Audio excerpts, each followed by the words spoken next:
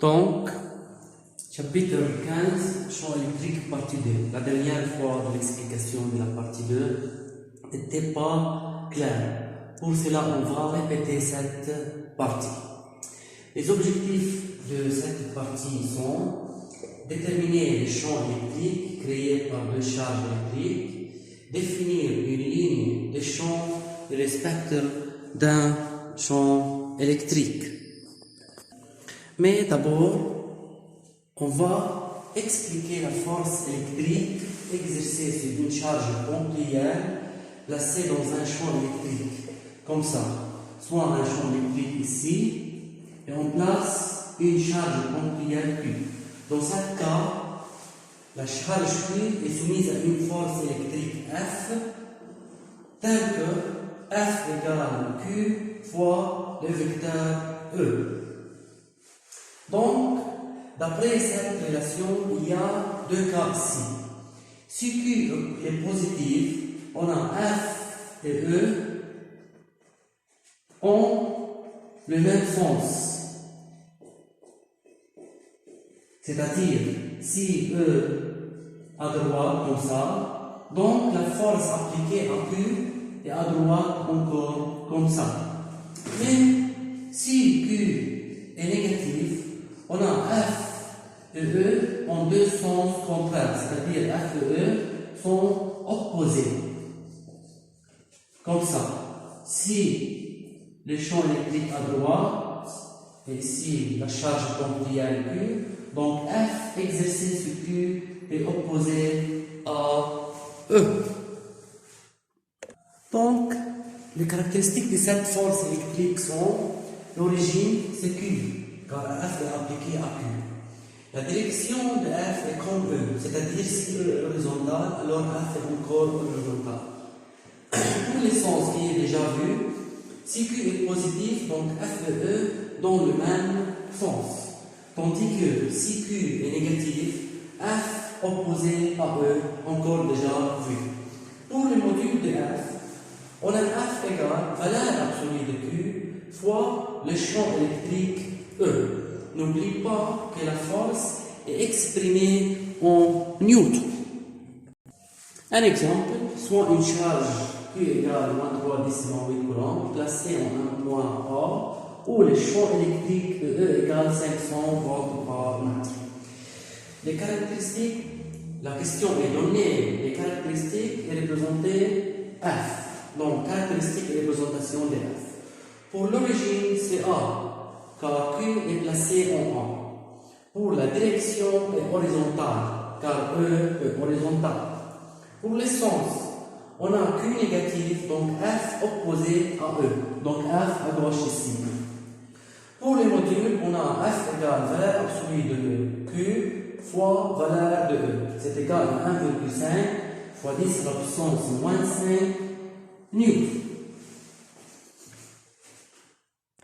Pour la représentation, on va utiliser l'échelle suivante. 1 cm pour 0,5 fois 10 à la puissance moins 5 newtons. Donc pour F ici, qui est 1,5 fois 10 moins 5 newtons, ça correspond à 3 cm. Donc, à partir de là, on trace la force F qui est opposée à E car Q est négatif. Comme ça. C'est F, c'est un vecteur de longueur de 3 cm. Comme ça.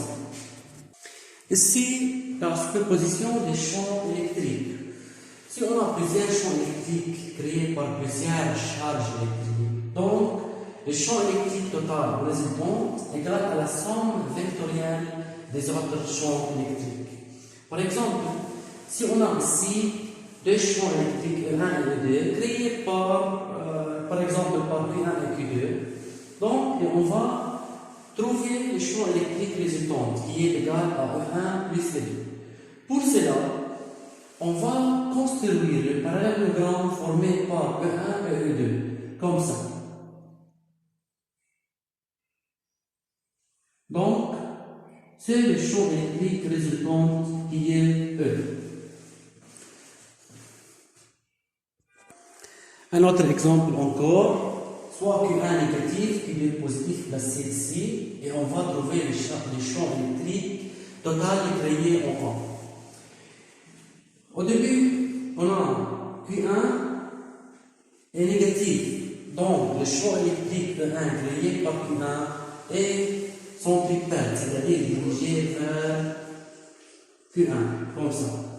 Mais pour Q2 qui est positif, donc le champ électrique est centrifuge, c'est-à-dire dirigé de Q vers A, comme ça, par exemple. Donc, le champ électrique résultant E égale à E1 plus E2. Pour cela, on complète le parallélogramme formé par E1 et E2. Comme ça, ici parallèle à E1, ici parallèle à E2. C'est le champ électrique E total. Donc E est porté par le parallélogramme formé par E1 et E2.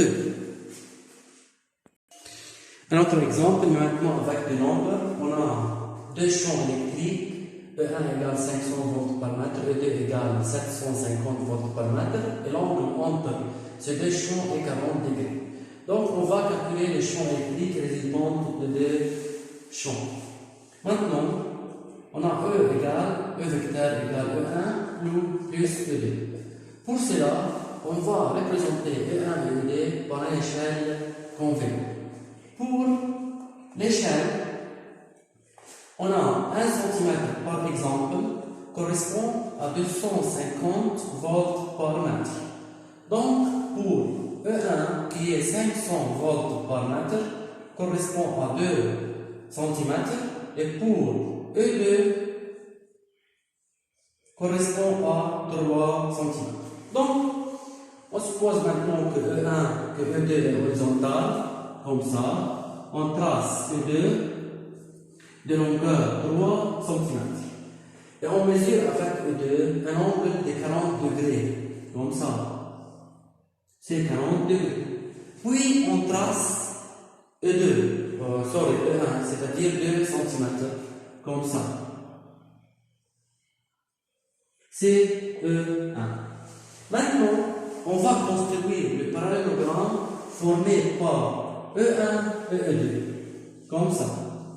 C'est parallèle à E2 et ici parallèle à E1.